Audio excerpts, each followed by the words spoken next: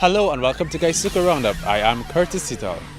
With grinding for the second crop progressing, this week's program resounds calls on efforts made for renewed focus and recommitment to tasks. Internally, gears are shifting.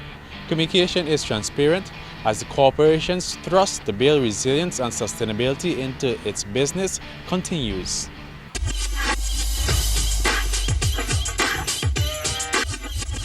From the very land that gave sugar around the world the name Demerara comes the finest quality of cane sugar, Demerara Gold. Enjoy the real thing from the original source, the rich, fertile Demerara coastline where sugarcane has been harvested since the mid-17th century. The result is here for you to enjoy.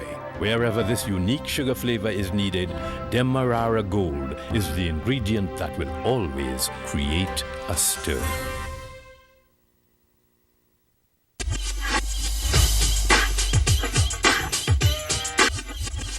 Welcome back. Georgiana Bola will now give us an update on occurrences around the sugar belt. Hello everyone. The corporation recognizes the efforts of Mr. Paul Bim, who over the past 7 months set the stage to make the business more financially sound. As we start to refocus, and it's about us refocusing on GuySuCo, or the new GuySuCo, let's put it that way, and what is required of us.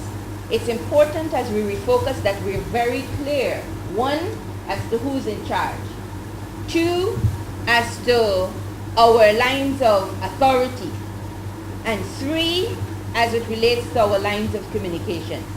To some extent, there's need for bringing order back. You cannot be successful, we cannot be successful and achieve the 3-year plan if we're not disciplined and if we don't have order. Requires a lot of motivation and dedication from yourselves, right? Don't forget, human resources in this industry is the single most important resource that we have. Never mind all the new equipment. If you don't get the people to do it, you can forget about it.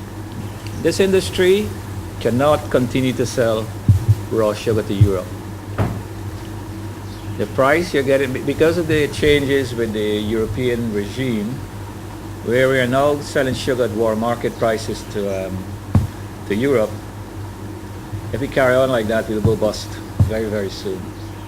Sugar prices on the world market is about $250 a ton. We're producing sugar at well over $600 per ton. That's not a business.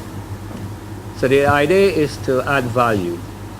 Now, looking at Blairmont, for instance, right, and looking at 2 years ahead, if Blairmont can up its production and sell direct consumption sugar, which is the Demerara Gold type sugar, they will definitely become profitable. There won't be a problem.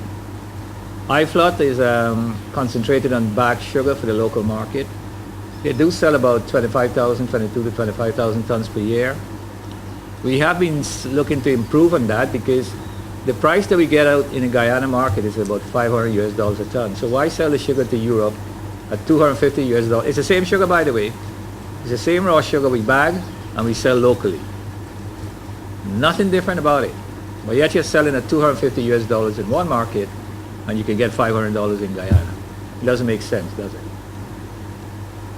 Now, if we could produce plantation-wide, and Belize and Jamaica also has a plan to produce, in fact, Belize is already producing plantation-wide sugar, and we can satisfy the CARICOM market, we could actually get rid of that refined white sugar that's coming in here. So the plan is for Albion, and I've been looking at the numbers that have been coming in terms of investing, is to produce plantation white sugar, in addition to the bit of bagged sugar you will do for the local market. So those are the plans really for the industry. Blairmont to concentrate on direct consumption sugar, that's the Demerara Gold, for CARICOM as well as the local sales because they have a packaging plant there. And iFlot to actually concentrate on the bagged sugar for the local market, as well as we have a small US quota of about 12,500 tons, the price of which is quite good actually. So we'll continue to ship sugar to the US under that quota arrangement. You must leave here very clear today, knowing that we fall under the Ministry of Agriculture. That's very clear. The Minister, Noel Holder, Honorable Noel Holder, he's our Minister, and that must be very clear when you leave here today. the other thing that must be very clear also is in terms of the lines of communication. So the same way you were operating before, let's say up to December last year in terms of as it relates to information being shared within the organization, that it being passed to your estate manager, that situation must continue to obtain. Whatever it is that's coming out of this estate that goes, whether it be to the special purpose unit or any other organization, it has to pass through your estate manager or any other such person that was designated by the estate manager. The implementation phase in the new strategic plan is production-based. Hence, the appointment of our former Agriculture Director, Dr. Harold Davis, to the position of Chief Executive guides the modernization process at the remaining production centers. The corporation welcomes Dr. Davis as Chief Executive, whose years of experience in agriculture and project management will undoubtedly assist the corporation in the achievement of its goals and objectives. As the new Chief Executive prepares to lead the implementation of the 3-year strategic plan 2018 to 2021, senior management levels work tirelessly to translate the state paper on the future of the sugar industry into processes, actions, and technologies. These documents include the new business model, where strategic and business plans which detail the activities to be done over the next 3 years in the cultivations, factories, support services, stakeholder engagements, among others, are listed. The corporation is aiming to produce 147,000 tons of sugar by the year 2021 and become a resilient and sustainable business entity.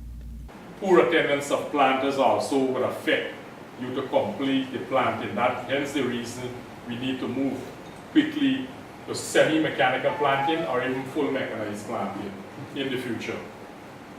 This is what I think to cope with the poor attendance. Contractors to involve in semi-mechanical and even manual, as it is now, starting the new crop. And we are also looking at all the newer varieties that spoke about earlier. We need to push in our newer varieties, high potential varieties, to have the ton sugar per hectare that we need. Now, tillage planting, and you look at the rainfall trend over a 5-year period, we see as the rainfall here increase, both go down in the negatives.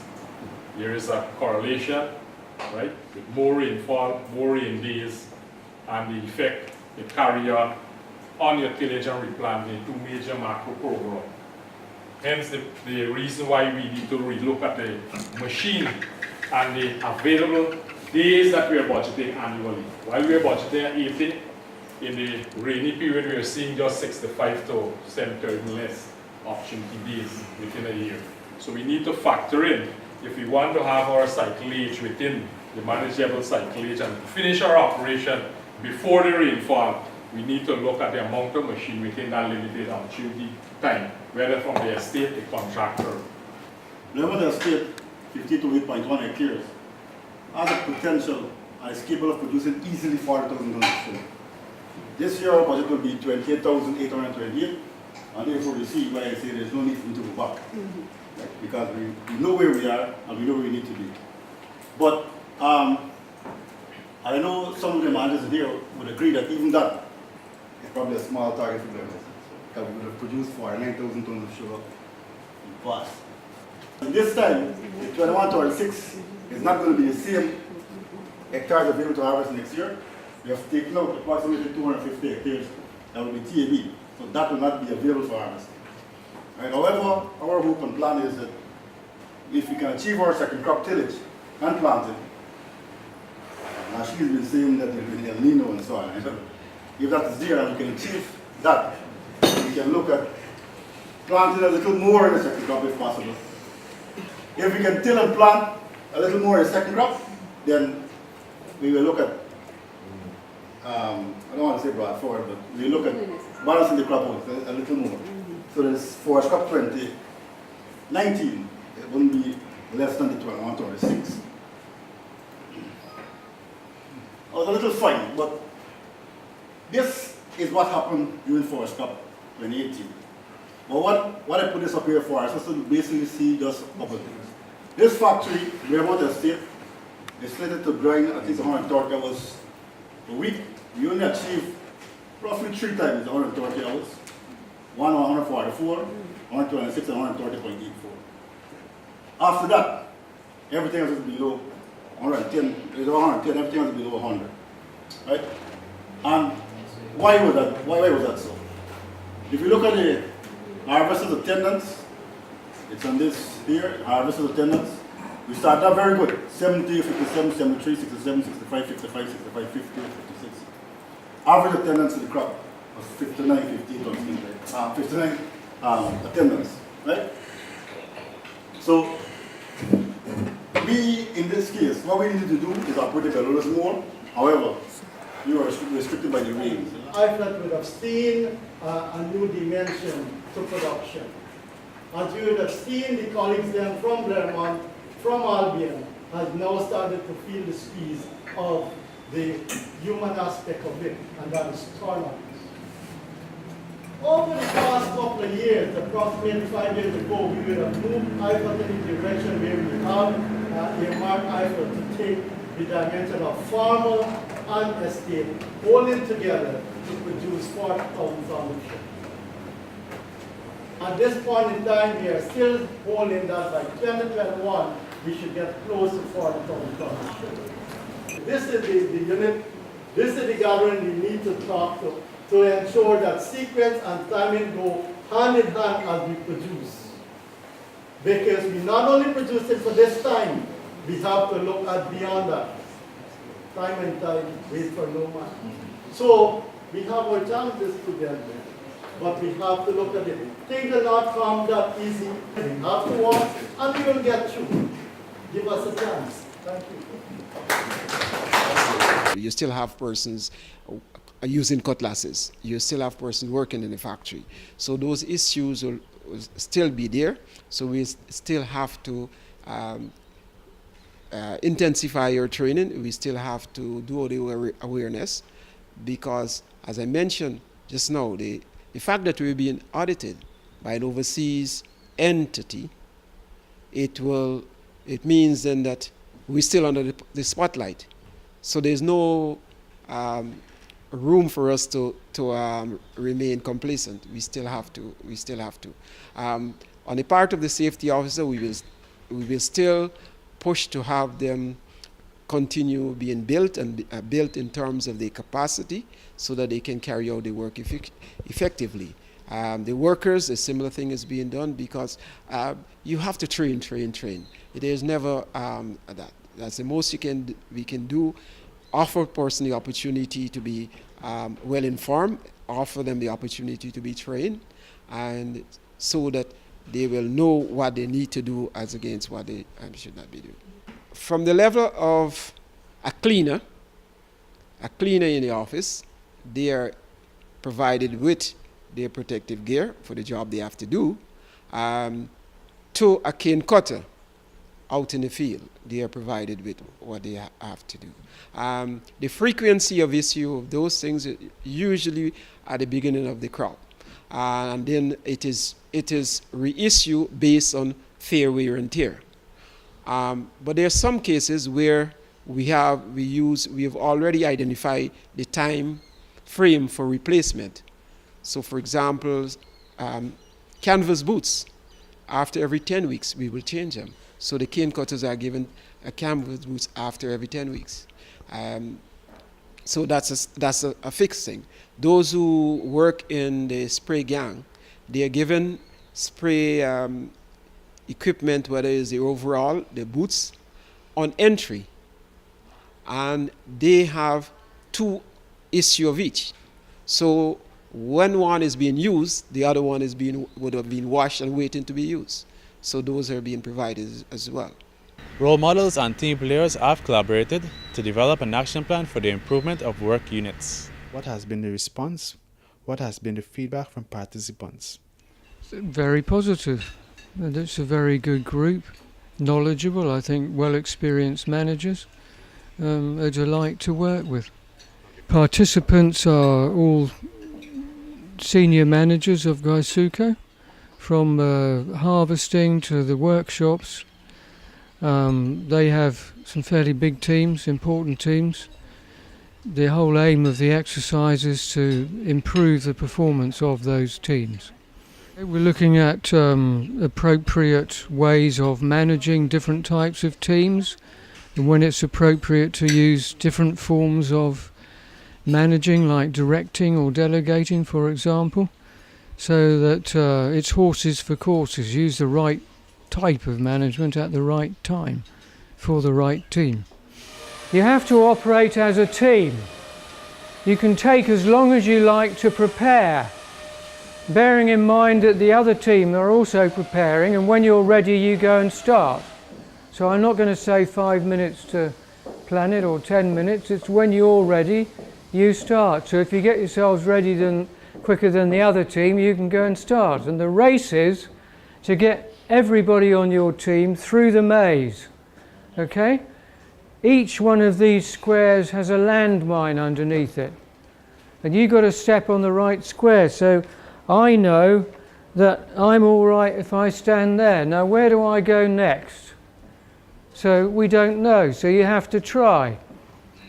I will be down that end with the other team. Nolan will be down the other end. And if you step on the wrong one, the equivalent of the landmine going off is we say stop. And then you have to back off the maze in the order that you came on.